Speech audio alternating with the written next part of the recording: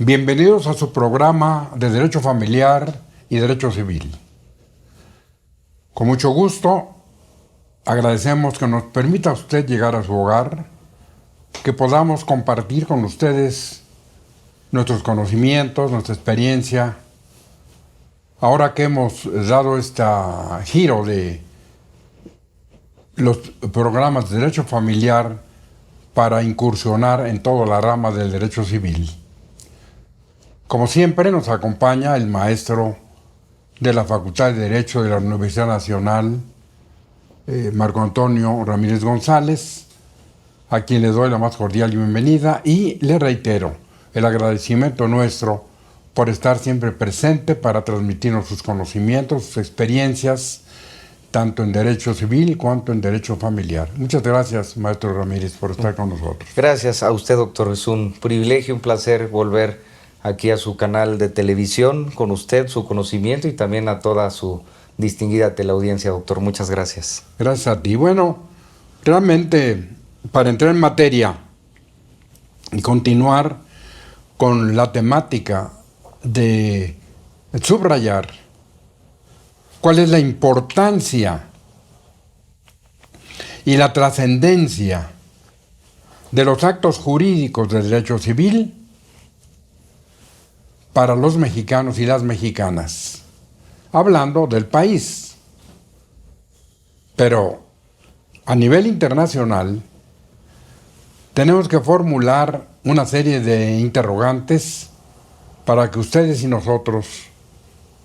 podamos llegar a conclusiones jurídicas, como científicas, como académicas, que sean tan importantes como lo que queremos transmitirles. En el pasado hemos hablado del fundamento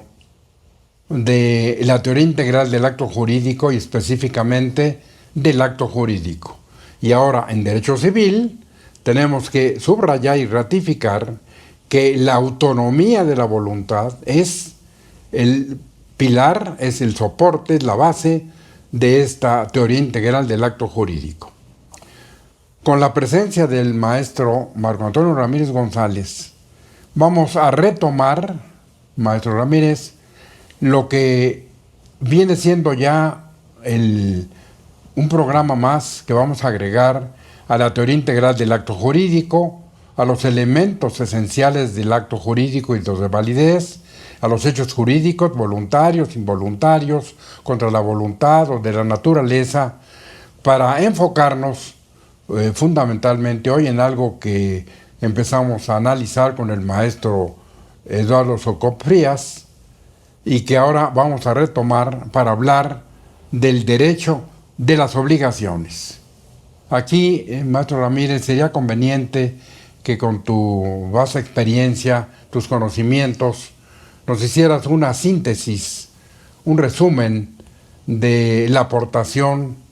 de quien les habla para tratar de convertir el derecho de las obligaciones en una materia asequible, fácil, aplicando el método matemático, para que la distinguida teleaudiencia, así como quienes poseen la ciencia del derecho, se quiten esas impresiones de que es una materia árida, difícil, compleja,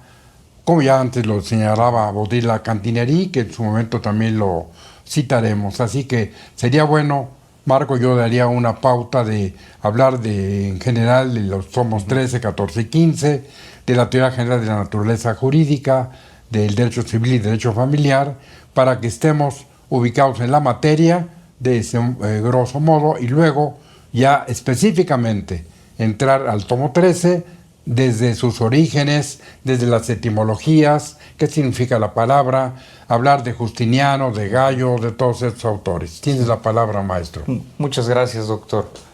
Pues en realidad, como se ha dado de los programas anteriores, nuestra inquietud es llegar a todos sus hogares y que se escuche la importancia que va a tener, en principio, ya lo decía usted, doctor, el acto jurídico, un contrato, una manifestación de voluntad, y que para nosotros es importante transmitir que ese acto jurídico va a generar obligaciones. una de las partes más importantes que tiene un contrato, una compraventa, un arrendamiento, una declaración de voluntad, una oferta, es decir, una manifestación de voluntad, va a ser generar obligaciones de los que estén involucrados, porque sean ya sea a través del acto jurídico o porque lo imponga en un momento dado la ley o porque así se haya pactado. Esto ha derivado a que la materia, en principio, de sus orígenes, de cómo lo legislaron desde el Código francés, en México, como se copió,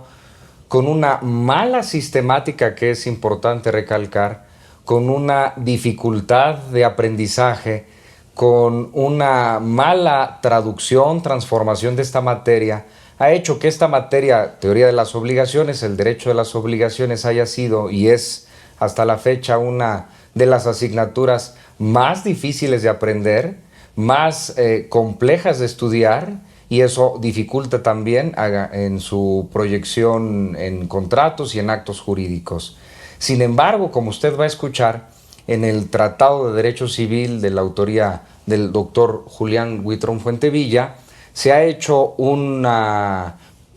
propuesta matemática que esta materia tan compleja, repetimos, se divida en 6 partes, que tiene una sistemática, una metodología, incluso una proyección lógica de la primera parte, cómo va a ser la obligación, cómo es su concepto, su nacimiento, sus orígenes históricos, sus fuentes, es decir, estas figuras jurídicas que van a generar una obligación. Es decir, en la primera parte la obligación cómo nace.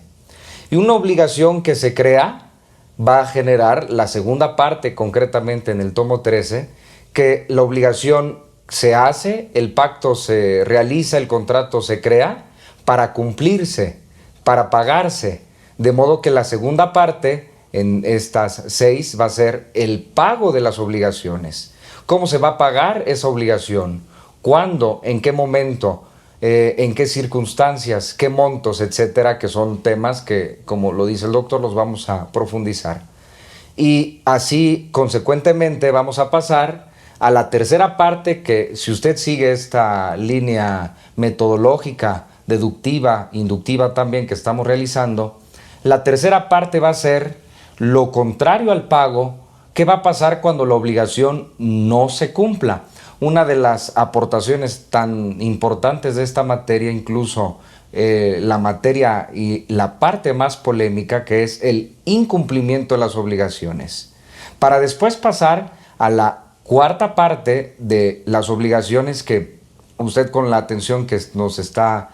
amablemente otorgando, la obligación que vimos al principio en la primera parte, después esa obligación va a tener o muchos sujetos,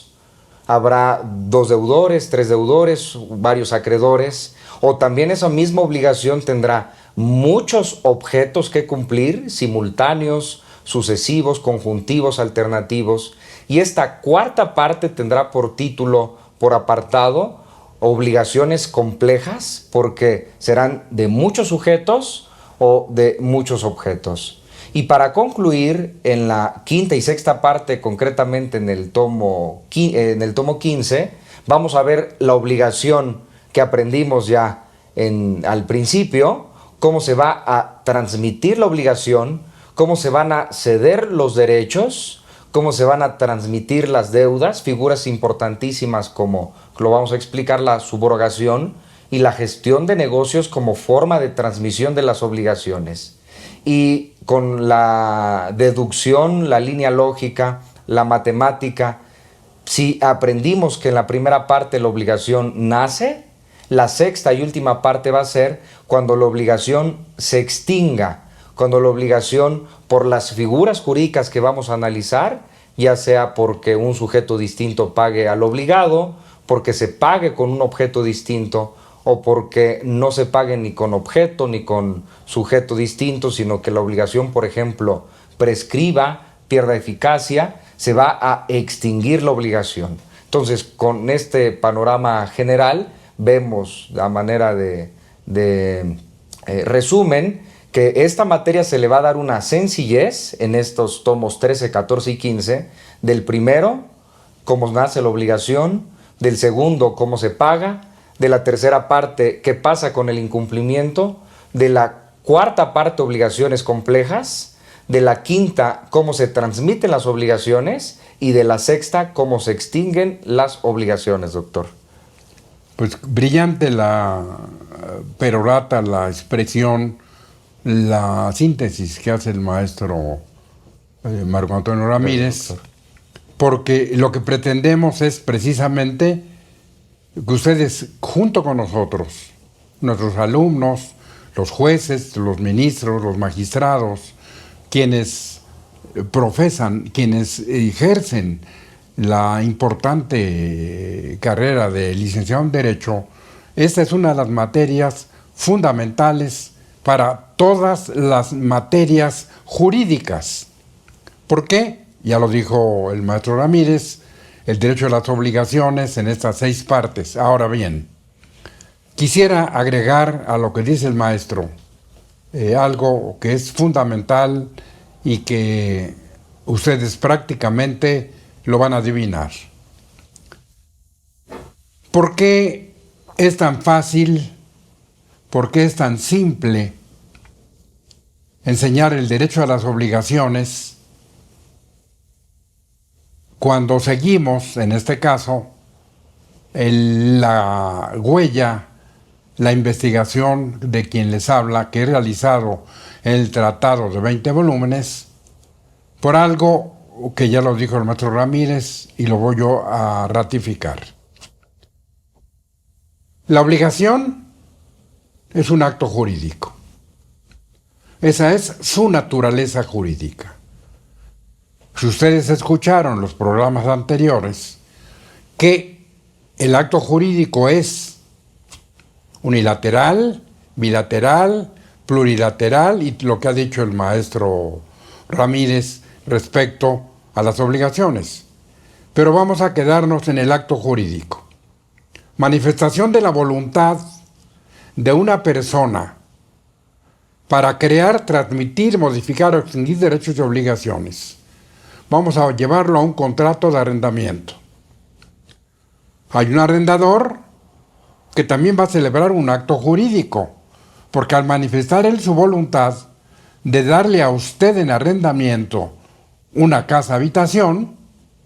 está expresando su voluntad para crear, transmitir, modificar y extinguir derechos y obligaciones, porque él está queriendo celebrar el acto jurídico, que es un contrato que también es acto jurídico de arrendamiento. Y el arrendatario o el comprador también va a celebrar otro acto jurídico, porque él va a expresar su voluntad de que quiere arrendar. Entonces su voluntad es para crear, transmitir, modificar o extinguir derechos y obligaciones de el contrato de arrendamiento, de fianza, de prenda, de hipoteca, de prestación de servicios, de mutuo, de lo que fuere. Entonces, como bien lo dijo el maestro Ramírez, en estas 6 partes vamos a encontrar la respuesta fácil, sencilla, para asimilar toda esa materia de derecho a las obligaciones. Entonces, como él decía, ahora yo voy a ratificar y a recomendarles, además de los tomos 13, 14 y 15 del Tratado de Derecho Civil, debido a mi autoría, que sigan ustedes la huella, el conocimiento de lo que vamos a señalar en cuanto a la naturaleza jurídica de los contratos, de las obligaciones, del matrimonio, de el derecho real de propiedad, del usufructo, el uso, la habitación, de las servidumbres, porque nuestra vida de los ciudadanos mexicanos, norteamericanos, europeos, caribeños, lo que fuere, está llena de actos jurídicos. Y esos actos jurídicos como bien lo dijo también el maestro Ramírez, cuando hablamos de obligaciones complejas, podríamos parafrasear y decir actos jurídicos complejos. ¿Por qué? Porque como bien también lo dijo el maestro Ramírez, ¿qué va a pasar si el concepto de obligación habla de un sujeto activo o acreedor, uno pasivo deudor, un objeto de dar, hacer o no hacer, y una relación jurídica entre acreedor y deudor? Ese acto jurídico se va a repetir en un testamento, en un matrimonio, y fijarse bien, no digo contrato de matrimonio, sino acto jurídico solemne de matrimonio, que ya en las cuestiones que hablamos de derecho familiar iba por ese sentido. Entonces ahora, regresando la palabra al maestro Marco Antonio Ramírez, sería conveniente, maestro, que un poco para entrar en esta materia demostráramos del tomo 13 a la distinguida teleaudiencia, dentro del índice, las cosas principales, que es el libro, ustedes lo pueden adquirir de manera personal, individual, así los vende la editorial Porrúa en sus casi 100 librerías que hay en la República Mexicana, para tener el conocimiento específico de esta materia. Entonces, una lectura rápida del tomo 13 en esta primera parte les va a permitir a ustedes ratificar a nuestros alumnos, a los investigadores, algo que hemos llamado una simpleza, casi como para sumar 1 más 1, 2, para decir como si las obligaciones son actos jurídicos, si las obligaciones complejas son actos jurídicos, si pagar y cumplir una obligación, utilizando el término de pagar como sinónimo de cumplir, pues cumplir es un acto jurídico. Y si usted, por ejemplo, renta una casa y paga la renta, cumple. Y cuando usted termina su contrato y no debe nada y se va porque se acabó el contrato, sus obligaciones se terminan. Las del arrendador también se terminan porque ya no hay contrato, ya no hay acto jurídico. Y esto nos lleva a lo que decían también el maestro Ramírez en la parte final de la parte sexta, y que en su momento vamos a aclarar, y es muy importante. ¿Cuál es la naturaleza jurídica de la palabra cumplir o pagar? ¿Y cuál es la de la palabra extinguir cuando no se cumple y la obligación se extingue? Vamos a escuchar al maestro Ramírez para que nos hable de esta primera parte, y seguramente por su cultura jurídica, su cultura en general, nos va a llevar hasta la época de los griegos, donde realmente se originan estas obligaciones, donde nacen en forma muy importante desde el siglo V, VI antes de Cristo, maestro. Sí. Gracias, doctor. Digo, en el seguimiento de este Tratado de Derecho Civil, en su tomo 13, y hablando específicamente de las obligaciones para el Tratado de la autoría del doctor Julián Huitrón Fuentevilla, es muy importante, de tanta complejidad de las obligaciones, comenzar con algo tan simple que nos va a profundizar, a desentrañar su verdadero origen, su proyección, desde la etimología, su definición gramática, jurídica, y además, algo que usted también va a escuchar, una materia permanente que ha estado en la historia de todos los tiempos, ya ha dicho el doctor anticipadamente, desde los griegos en el siglo V, VI, VII antes de Cristo, con personajes importantísimos en la historia. Entonces, en este libro, en principio, destacar su definición etimológica, que hay que puntualizar a la distinguida teleaudiencia que la expresión etimología tiene un origen del griego etimos, que significa verdad, verdadero,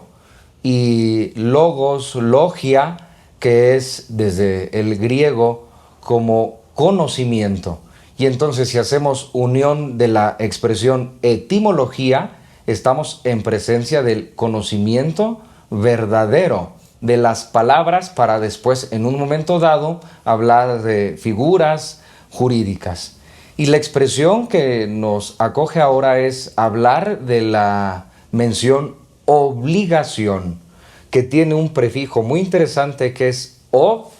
obligatus. Significa, desde su origen etimológico del griego y el latín, quien está obligado, quien está sujeto a un cumplimiento que puede ser incluso, lo dice su etimología, no solamente jurídico, sino moral, una atracción tan fuerte, una ligadura que si usted lo lleva al siglo XXI, si usted firma un contrato con una persona, está obligado y la persona con la que usted está firmando va a querer que usted cumpla, no que cumpla un tercero, o que no cumpla, o que cumpla con un objeto distinto, sino desde el momento de la firma, y en su etimología lo dice, habrá una ligadura, obligatus. Y ya también complementando su etimología,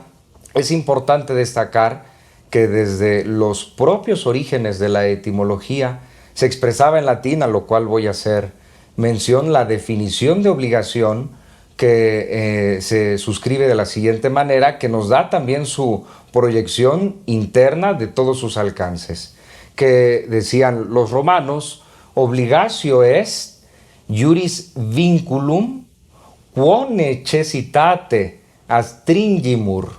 alecuius solvendae rei secundum nostra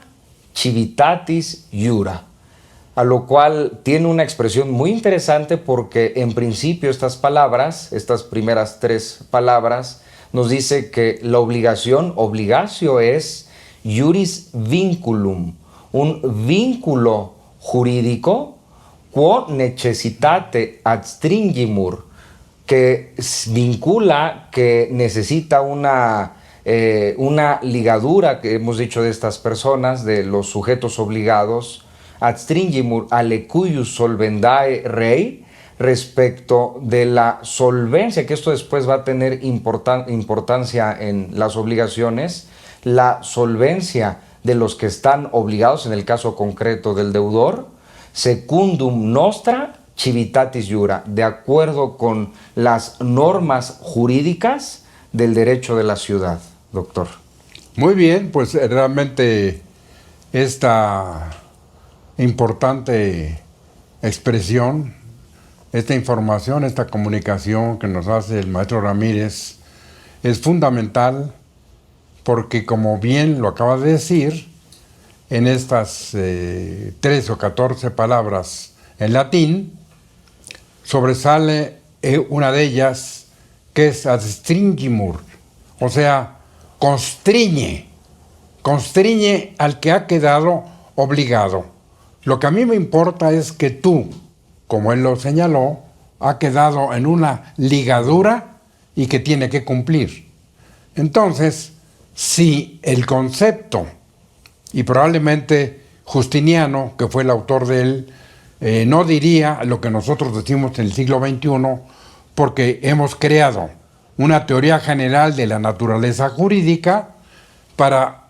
aprender, para saber con una gran facilidad, y esto es algo que le transmitimos a quienes nos honran escuchando o viendo estos programas, a nuestros alumnos, a personas interesadas en la investigación,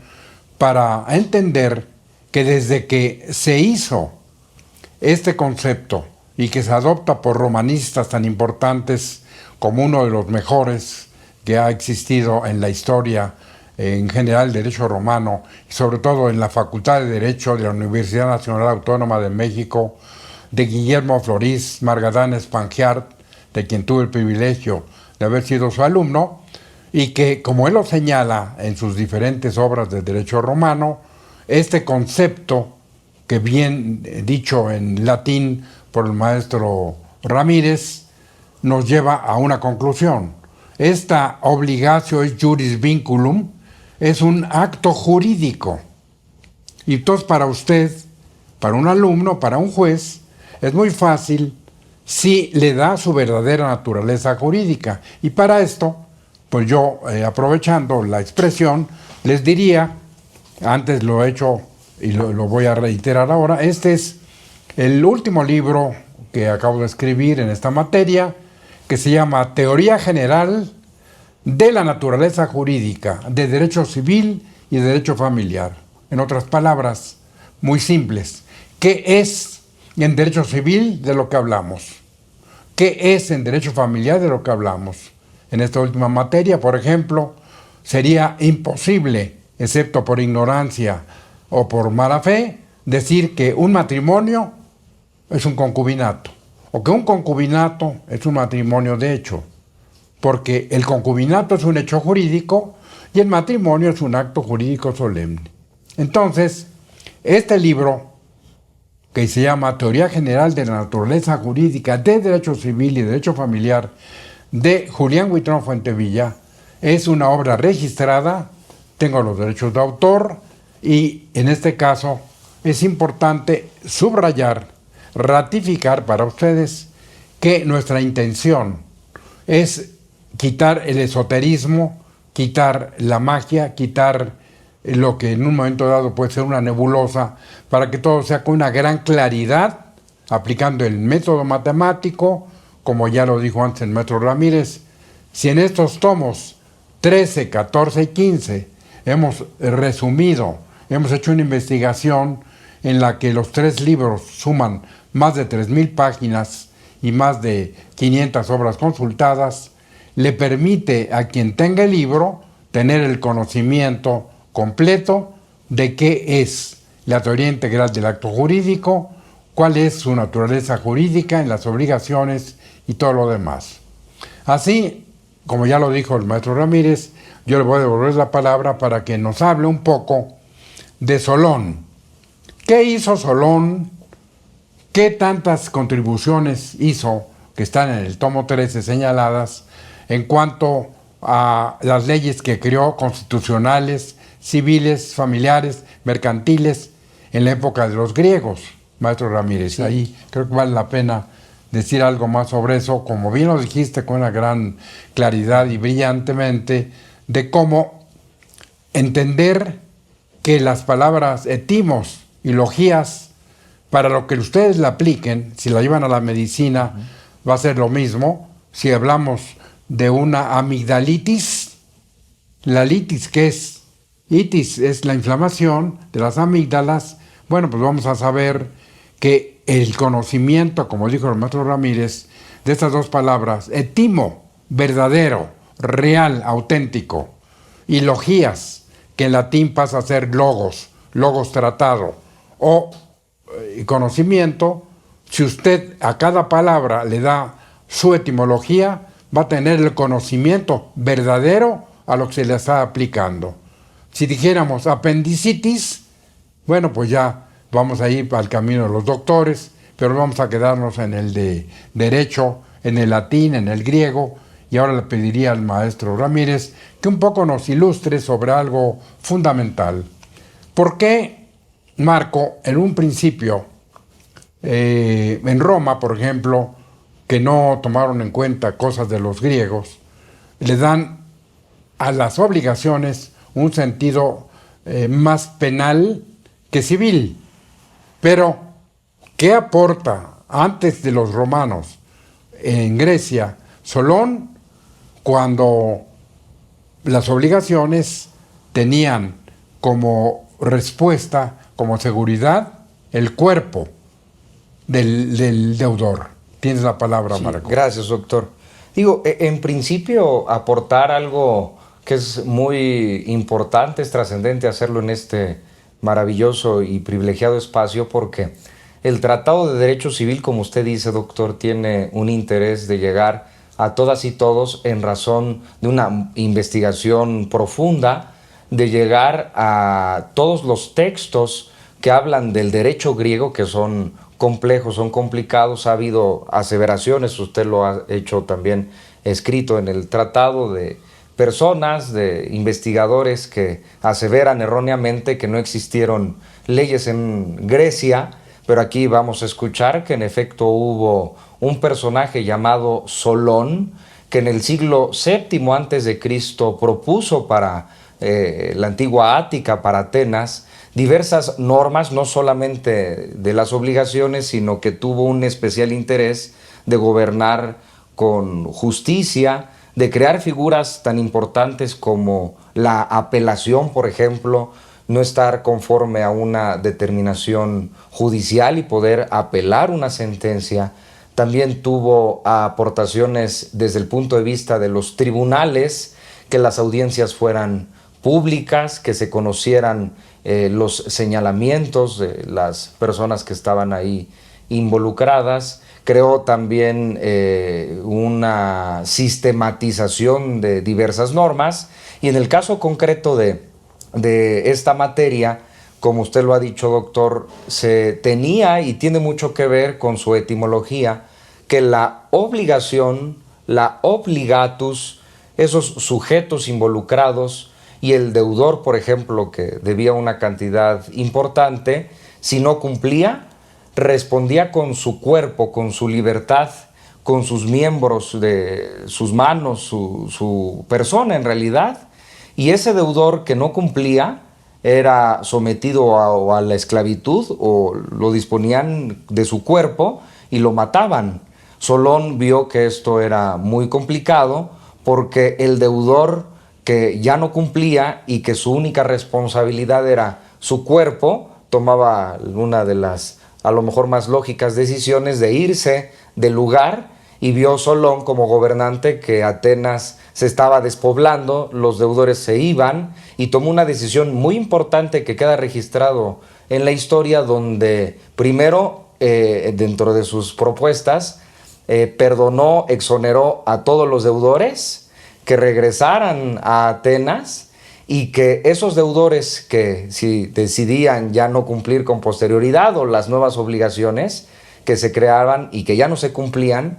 el deudor ya no cumpliría, eso es su aportación, ya no cumpliría con su persona ni con su libertad, sino exclusivamente con su patrimonio. Ya no su persona era la responsabilidad de esa obligación, sino con su patrimonio. Y eso, bueno, en muy breves palabras, fue una de las más grandes aportaciones, doctor. Hay que agregar que esto fue en el siglo VII antes de Cristo, hace mucho tiempo, y que han habido modificaciones, proyecciones, después lo retoman, como usted dice, también los romanos, doctor, y que hoy es prácticamente algo que está en nuestras normas vigentes mexicanas del 2025, del siglo XXI, porque el deudor hoy por hoy no cumple con su libertad,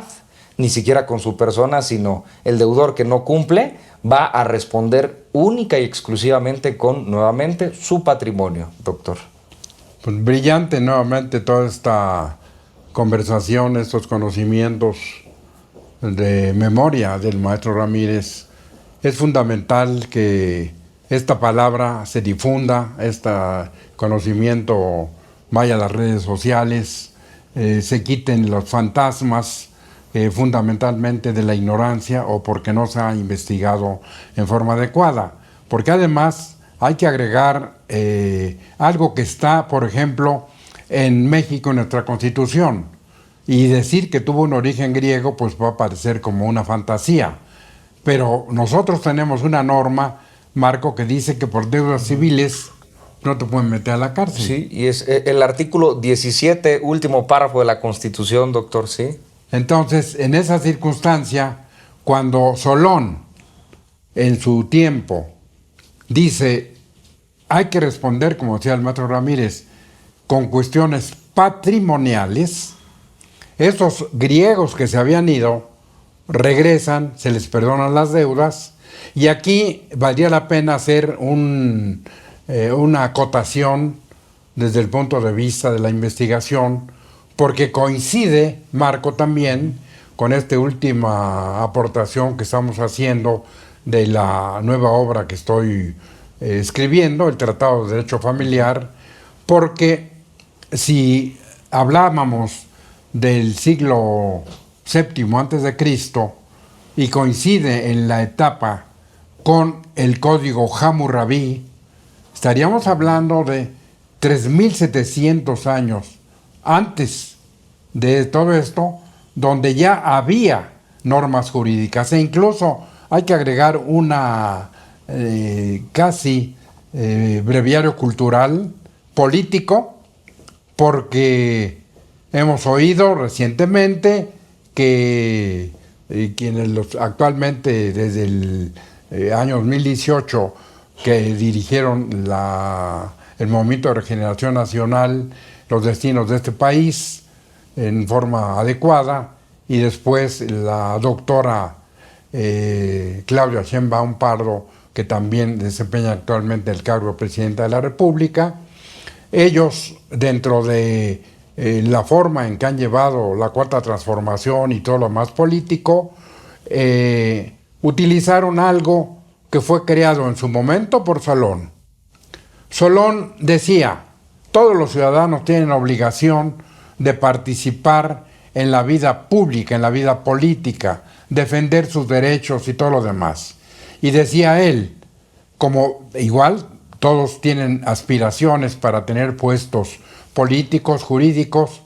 e imagínense ustedes, están mis libros, ustedes lo pueden constatar por las fuentes consultadas, que en su momento se hizo una designación por sorteo de las personas que querían ocupar un determinado lugar. Por ejemplo, Solón, que fue el arconte epónimo en Grecia y era un personaje, unos que querían ser jueces, querían ser magistrados, y eran muchos, decía él: vamos a hacer un sorteo. Y los demás, los que no salían sorteados, bueno, pues de todas maneras, como ciudadanos, tenían que estar al pendiente. Entonces eso hoy, en el siglo XXI, a algunos les mueve a risa o les mueve a decir: pero ¿cómo es posible? Que hablan de una tómbola, etcétera. Pero en realidad esto ha demostrado, y ahora estamos en presencia de un nuevo hecho histórico fundamental, como en unos días va a tomar posesión la nueva Suprema Corte de Justicia de la Nación de México, para empezar una nueva vida, una nueva etapa, donde sus ministros han sido escogidos por el sufragio efectivo, no reelección. Pero bueno, eso es finalmente un breviario cultural que era importante subrayar, y ahora pues el tiempo lo tenemos encima. Le diría yo al maestro Marco Antonio Ramírez que nos haga una breve síntesis de lo que hemos dicho, para que en un segundo programa podamos retomar esto, maestro Ramírez, y podamos seguir ahondando en el derecho a las obligaciones. Así que te cedo el micrófono para que hagas una síntesis, pues yo hablaré con ustedes, y además reiterarles que tenemos una asociación de abogados, un bufete jurídico muy importante, pero ahora es el turno del maestro Ramírez. Sí, gracias, doctor. Digo, en principio agradecer la oportunidad de expresar estas palabras en este privilegiado espacio, y que usted, distinguido persona que nos ve, esta teleaudiencia, sepa que las obligaciones tienen un origen, esta materia, un origen que, como escuchan, ha tenido desde los griegos, incluso todavía más atrás con el código de Hammurabi, que bien lo comentaba el doctor, y que ha habido un especial interés en las sociedades de generar normas jurídicas de protección del patrimonio, y sobre todo, aun cuando no se decía, ya lo comentaba el doctor, de actos jurídicos, la trascendencia que tienen, que es el título de todos estos programas, en la vida de las mexicanas, los mexicanos, y no solamente de este país, sino en el mundo, que hacemos desde que nos levantamos hasta al momento de dormir, actos jurídicos permanentemente, no es algo de la actualidad, sino tiene un origen histórico, etimológico, como lo hemos comentado, doctor. Y bueno, eso sería. Gracias, gracias, Marco. Sí. A ustedes, igualmente, les reitero mi agradecimiento. Les quiero recordar que nosotros, el maestro Eduardo Socop Frías, Rolando Huitrón Roy y quien les habla, hemos creado una asociación de abogados. Tenemos oficinas en el World Trade Center. Estamos en la calle Montecito, número 38, en la colonia Nápoles, en la alcaldía Benito Juárez. Tenemos un teléfono que ustedes nos pueden llamar para manifestarnos sus inquietudes, preguntas o si solicitan algún servicio profesional jurídico, pueden llamar al 55 90 39 97 53. Lo repito, 55 90 39 97 53 o escribir al correo info@witron.mx. Estamos en el World Trade Center, en el piso 25, la oficina 15, siempre en la mejor disposición para apoyar en cuestiones jurídicas, de derecho civil, de derecho familiar, de derecho administrativo, de cuestiones de sociedades, del SAT. Hemos creado una rama nueva sobre el derecho energético, hemos tenido ya consultas importantes de personas que están en estas ramas y que nos han mostrado su interés, y nosotros hemos colaborado ya en resolver asuntos en estas materias, no solo en el país, sino también fuera de aquí. Muchas gracias. Gracias por permitirnos llegar a su hogar. Les reitero nuestra invitación para vernos en el siguiente programa y, como siempre, les recuerdo, lo mejor está por venir.